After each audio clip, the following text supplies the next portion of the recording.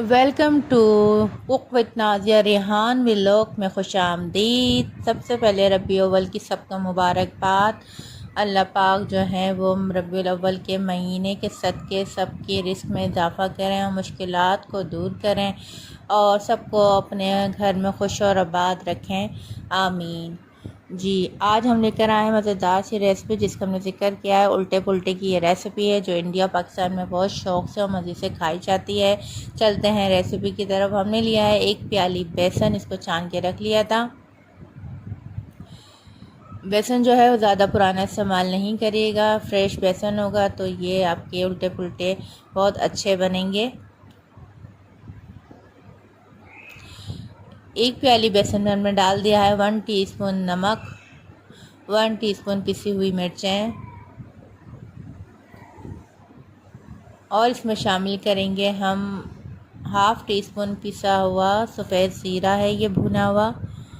इससे जो है फ्लेवर बहुत अच्छा आता है और हज़म करने में भी हमारे ये बहुत मदद करता है, क्योंकि बेसन जो है अक्सर लोगों को भारी हो जाता है मैदे में, लेकिन आप ये पिसा हुआ ज़ीरा डालेंगे तो इससे जो है आपका खाना आसानी से जो है हज़म हो जाएगा।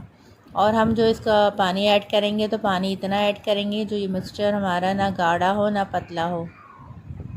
हम आपको दिखा देते हैं कि किस तरीके का होना चाहिए। ये देख लीजिए, ना ये ज़्यादा गाढ़ा है ना ये ज़्यादा पतला है। दूसरी तरफ हमने तवा गरम करने रख दिया है बिल्कुल लो आंच पर, क्योंकि इसको डालते ही जो है वो हमारा बेसन जले नहीं। हमें इसको हल्का सा नीचे से कुक करना है, जिसके लिए जो है हमें बिल्कुल हल्की आंच रखनी है। आप मिक्सचर देख सकते हैं माशाल्लाह से बिल्कुल रेडी हो चुका है।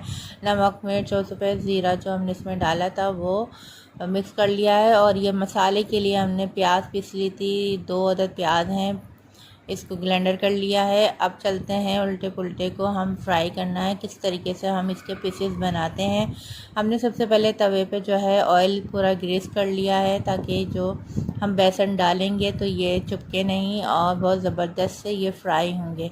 और मैं आपको बताती चलूँ, ये जो उल्टे पुल्टे की जो है हमें इसको मतलब बेसन को जो है पूरा फैलाना है और फैलाने के बाद फिर हम इसको साइड से चेंज कर देंगे। लेकिन एक बात मैं आपको बता दूं कि ये इसमें जल्दबाजी नहीं करेगा, बिल्कुल हल्की आंच पे छोड़ दीजिएगा और जब बुलबुले उठने लगें तो फ़ौरन आपको साइड जो है वो उठा के पलट देनी है, ताकि आपके जो ये बेसन की खंडइयाँ हैं या फिर उल्टे पुल्टे हैं ये आराम से एक दूसरे को मतलब पकड़ सकें, अच्छे से इसका एक कतलियाँ बन सकें। आपके सामने मैं दिखा रही हूँ किस तरीके से आपको करना है। और हाँ, कतलियाँ बनाने के बाद आप ये मत समझिएगा कि आपका जो है ये मतलब काम कंप्लीट हो गया है, उल्टे पुल्टे आपके पीसेस में बन चुके हैं। नहीं, हमें फिर ये पीसेस काटने के बाद फ्राई भी करना है। अब ऊपर से हमने थोड़ी सी पिसी हुई मिर्चें जो है वो छिड़क दी हैं।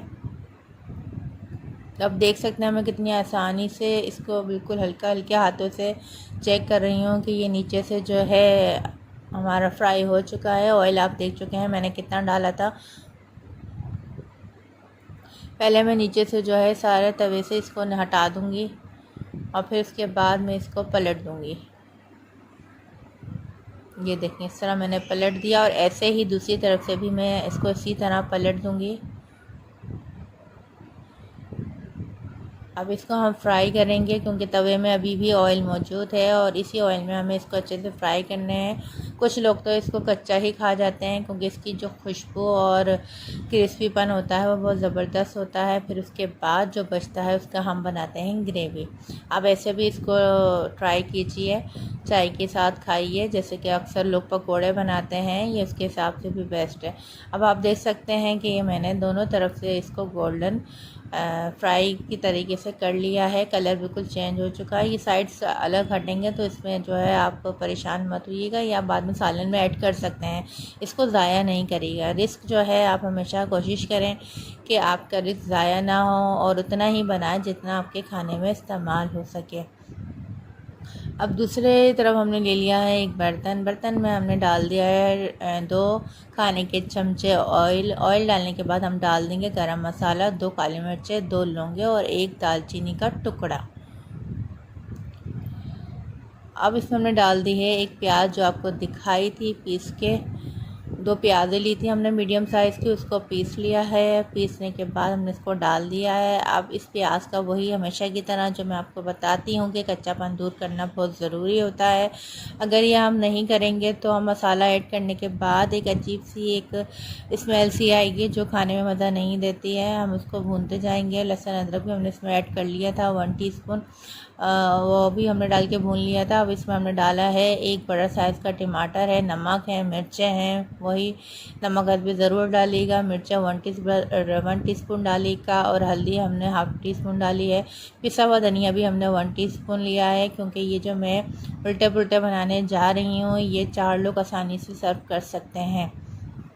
अब मसाले को हम हस्बे आदत जिस तरीके से आपको हम बताते हैं कि भुनाई बहुत ज़रूरी होती है जायके के लिए, और जब हमारी भुनाई कंप्लीट हो जाती है तो उसके बाद हम इसमें दही ऐड करते हैं। दही हम पहले ऐड नहीं करेंगे, पहले अच्छे से भुनाई कर लेंगे, ऑयल ऊपर आ जाएगा, फिर उसके बाद हम इसमें दही ऐड करेंगे। टमाटरों को थोड़ा कूट लेंगे ताकि टमाटर जो है वो साबुत नज़र ना आए। अब आप देख सकते हैं माशाल्लाह से कितना खूबसूरत इसका कलर आया है, और ये मसाला जो है ये इसी तरीके से भुना जाता है। आप देख सकते हैं कि ये मसाला भुनने के बाद एक अलग ही खूबसूरत सा एक रोगन आ जाता है जो आपको बताता है कि आपकी डिश जो है वो बेहतरीन बनने वाली है। अब इसमें हद ज़रूरत हमने पानी डाल दिया, जितना आपको इसको थिक करना है ये आपके ऊपर। अगर आप फ्राई मतलब भुना हुआ खाना चाहते हैं तो आप कतलियाँ डाल के ऊपर से हरा धनिया डाल के इसको 5 मिनट के लिए ढक के रख दें।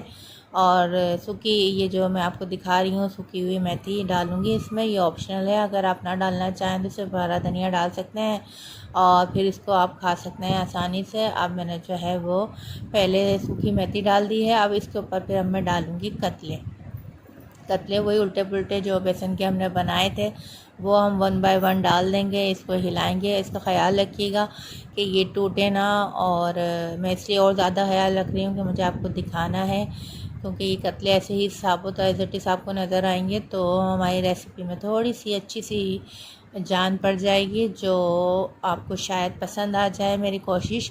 तो प्लीज़ चैनल को लाइक सब्सक्राइब करना नहीं भूलिएगा और हमें बताते रहिएगा कि आपको हमारी रेसिपीज़ कैसी लग रही हैं। अब ये उल्टे पुल्टे जो हैं हमारे माशाल्लाह से रेडी हो चुके हैं। अब हम चूल्हा बंद कर देते हैं और आपको दिखाते हैं डिश आउट करके। ये देख सकते हैं माशाल्लाह ग्रेवी मैंने अपने हिसाब से रखी है। वही बात है कि जिस तरीके से अगर आप थिक खाना चाहते हैं वैसे ये थिक ही है, क्योंकि थोड़ी देर बाद जो है इसकी जो ग्रेवी है थोड़ी सी और ड्राई हो जाएगी। तो हम जो है पहले इसके कतले निकाल लेंगे, फिर इसका सारी ग्रेवी इसके ऊपर डाल देंगे और ये मज़ेदार से बेहतरीन से उल्टे पुल्टे बेसन के जो हैं वो तैयार हो जाएंगे। और आप ज़रूर इसको ट्राई कीजिए और हमें बताइए कि आपको कैसी लगी है ये रेसिपी। और फिर हमें दीजिए इजाज़त।